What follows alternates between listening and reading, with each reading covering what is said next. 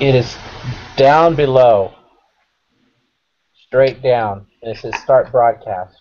And I think only the person who started the call can record it, so I don't think we can see it Right. unless Oh, we started it. Right. When you do okay. your own video chat, It'll it'll be be at the right down bottom. below. Yeah.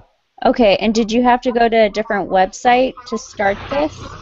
I went to Google Hangouts on Air, and there's a section, a link that says Google Hangouts on Air. You click that, and you have to create your own video broadcast and type it Oh, in, and then it will link you to another page, and then it will say start. And when you hit okay. start, then it'll take you to where we're at right now, and then you can invite who you need to invite. Okay. So I Cool. knew it was in the right area. Then Donna, my wife, she directed me to that. So Well, I'm glad we have her. yes, she's my lifesaver. All right. So to start off, it says we need to state our name. So if we, I'm Jeff. Um, I'm Julia. I'm Lauren. And I'm Emily. It was nice to meet all of you. Yeah. Yeah. And let's see here. Guess we have a group activity, and it Mm-hmm. says here complete the activity as a group, compromising as necessary through your discussion to arrive at a final answer that best represents the thoughts and ideas of the entire group as to the definitions of a family. And to do this, we had to read Sister Beck's talk Mm-hmm. and Elder Bednar's short little YouTube thing. And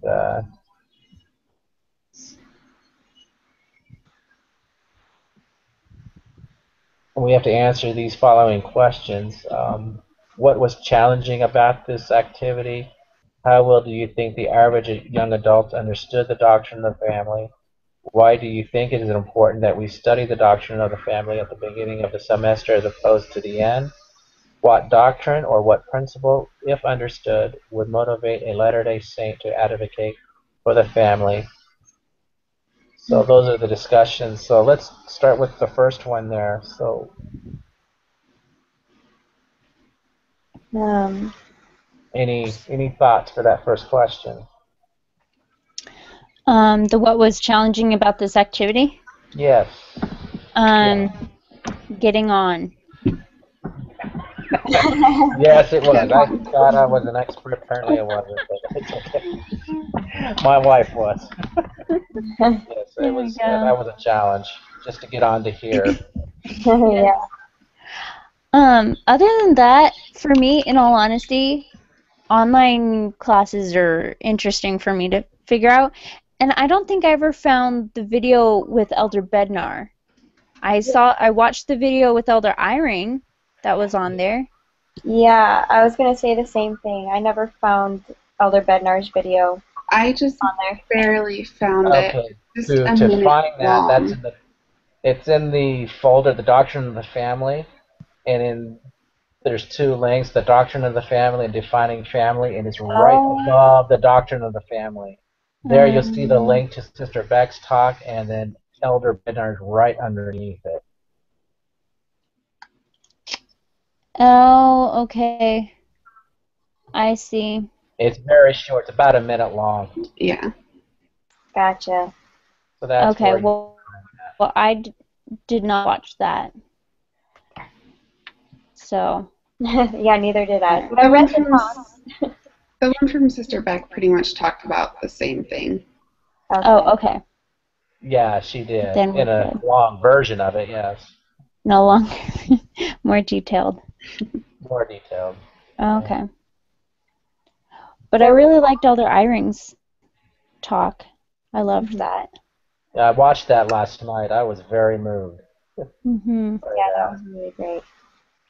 I really liked how he talked about that the longer they've been together, the more that they've been able to progress and gain from each other's strengths, but they haven't like disowned who they are basically, that they're still each other. Like they're still their own selves, but they're gaining each other's strengths along the way. I thought that was really neat. He put it like so Right. eloquently and perfect. Mhm. I agree. I mean, they're not. I mean, they're together, but they're not together.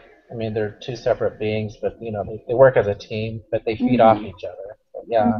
Yeah. Yeah, I really liked that. Any thoughts about Sister Beck's talk? Um, there were a lot of things about Sister Beck's talk that I really liked. I was trying to find the part that I liked, but I can't find it, so I hope I don't. I'm probably not quoting it right. But I like it really like hit me hard when she said, like anything that's anti-family is anti-Christ. Yeah. Like, Me too. and Yeah, like I yeah. think that in today's world, it's so backwards. People are like, if you really love Jesus Christ, you'll accept, you'll tolerate gay marriage and any kind of family, and it's just, like Jesus Christ has, there's a certain way to things. You know, it's not changeable, So I just like how she said that really straightforward, like anything that's anti-family is anti-Christ. Like it was just really powerful.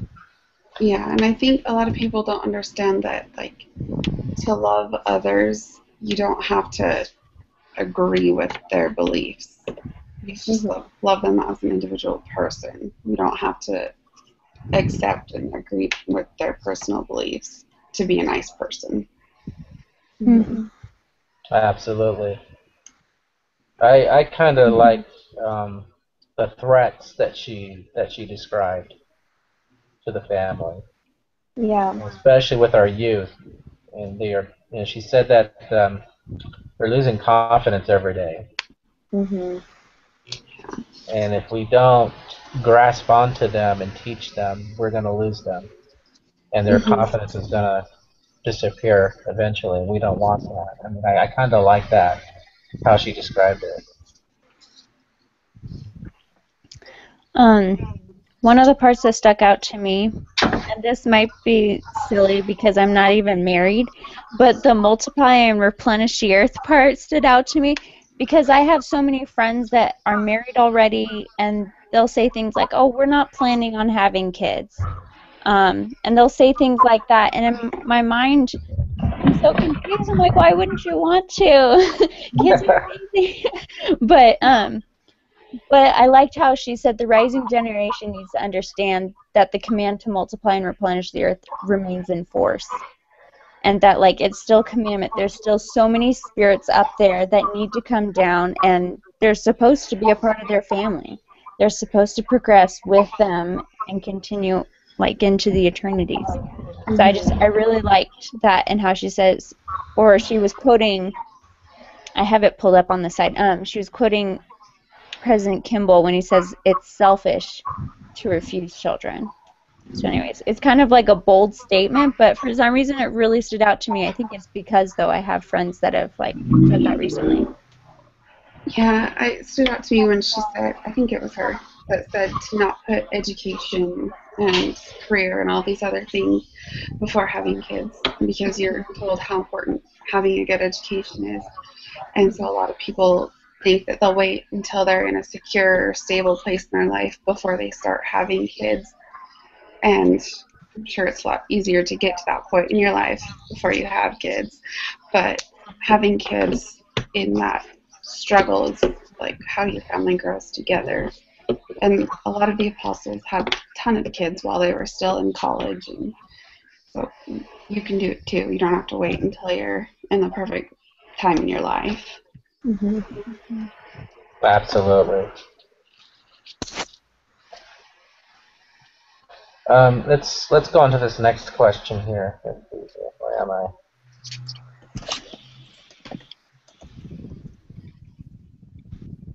We may have already answered it, probably not even know it. That will.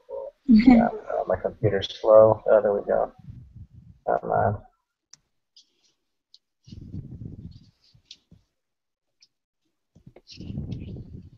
It's,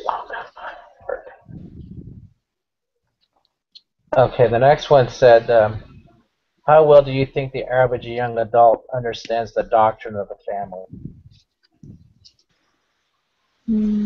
I think that depends on whether they're inside the church or outside the church.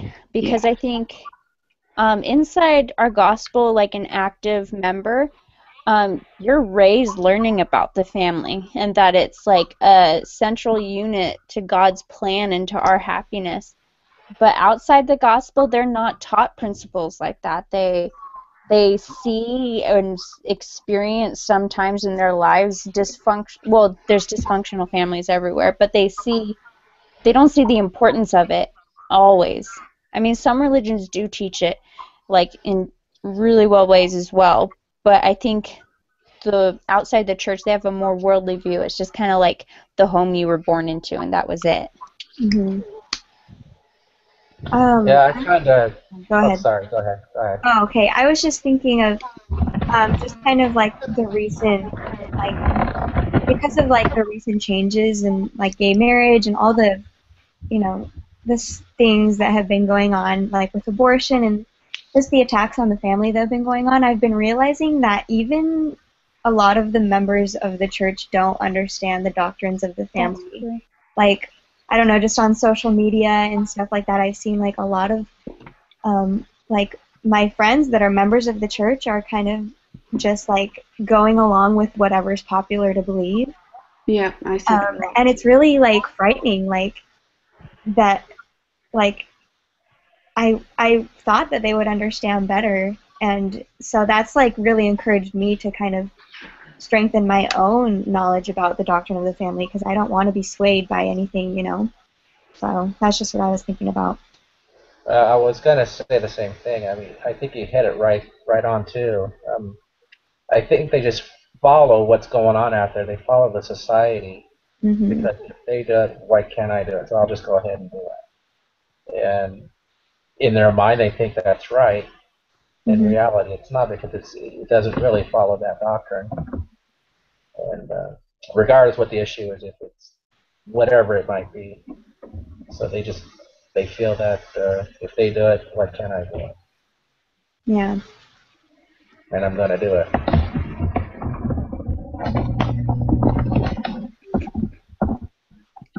Any other comments?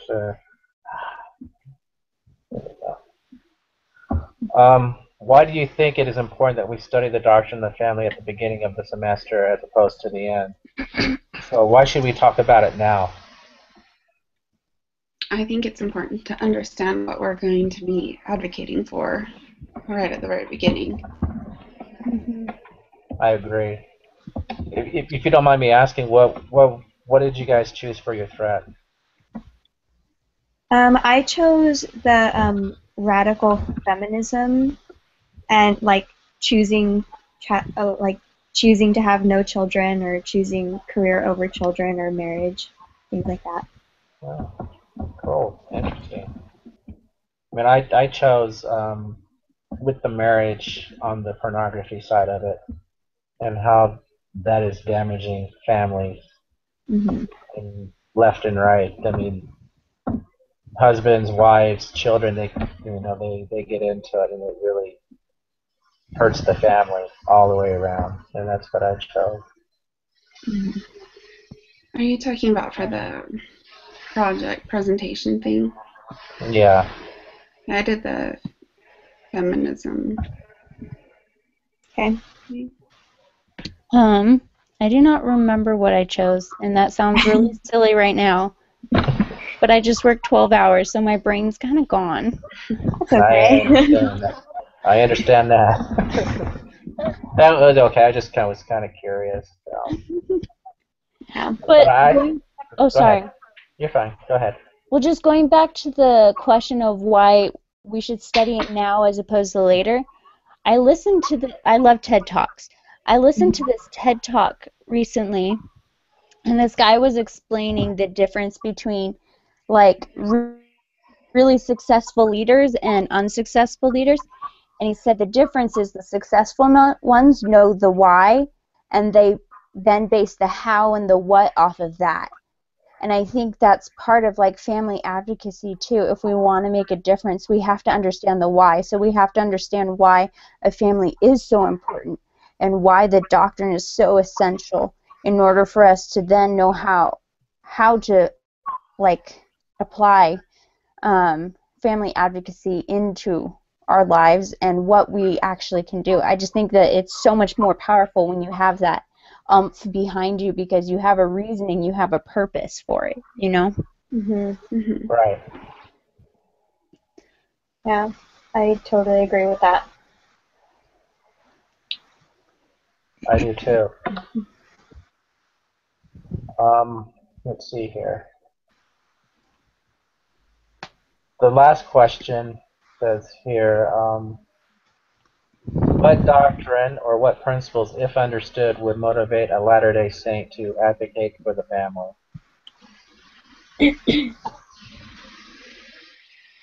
I was thinking, I was thinking of just the doctrine of the plan of salvation and how we're all children of God.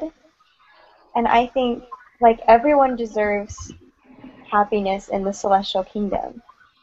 And that motivates me to, like, want others to know how to get there. And how they can get there is through having a God-centered family. And, so that's what motivates me, is that I want as many people as possible in the celestial kingdom. Right. For me, that motivates me is my children. I have 5. One just got married a few months ago. Is to teach them the doctrine, and because it is my responsibility to do that, as well as as parents, it is our responsibility to teach our children. So for me, I want them to have what I have, and of course they have to learn it for themselves, not just take our word for it. But I want them to have what I have in my life, and knowing that they have something to shoot for. And like you said, Julie, it's for the celestial kingdom, and we have every right to be happy there. So. Yeah, I think I put down if people understood their part in the plan better and understood how the whole plan is central to the family is central to the plan, then people would advocate for it more because pretty much everything depends on it. I like it kind of connects with like the plan of salvation and like everything that you guys said. I think the concept that we are a huge family all in one, because then it not only moves you to like want to help your own family out, but it wants you to help other families, once you realize that you're all connected. You want this family to be connected to and this family. But I think that now that I'm saying it out loud, I think it all comes back to the concept that once you understand a truth yourself, you want to help somebody else understand that same truth. And so maybe if we could, kind of like you were saying, help everybody understand how essential their own family is. Like in Preach My Gospel, it says that the family is the most central unit in God's plan. And I think that's so key and so important, and I didn't even realize how important that was until I read that sentence on my mission, and I was like, oh, that's the most central unit?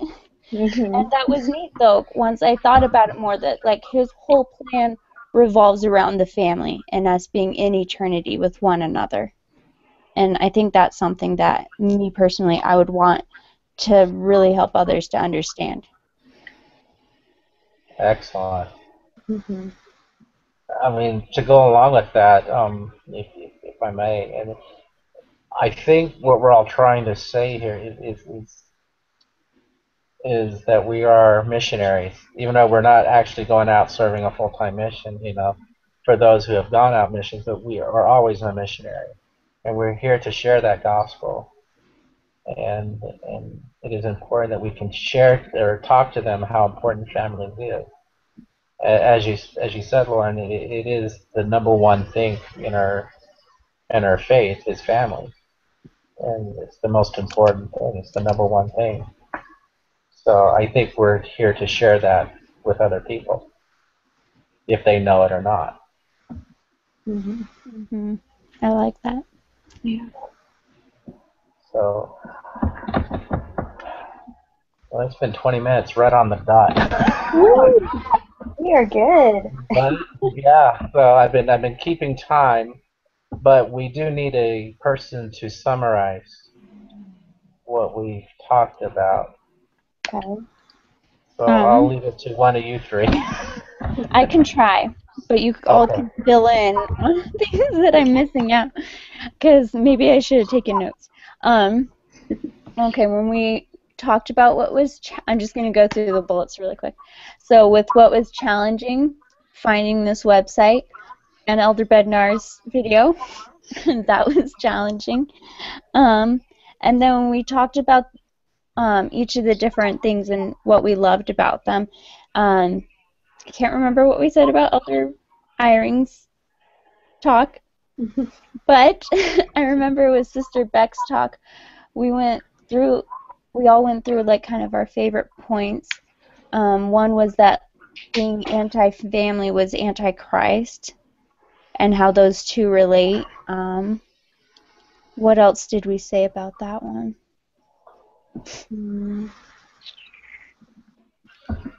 Yeah, I don't remember. Oh, we talked about the threats to the family. Yeah, that's what I talked about, yeah. Yes, threats to the family.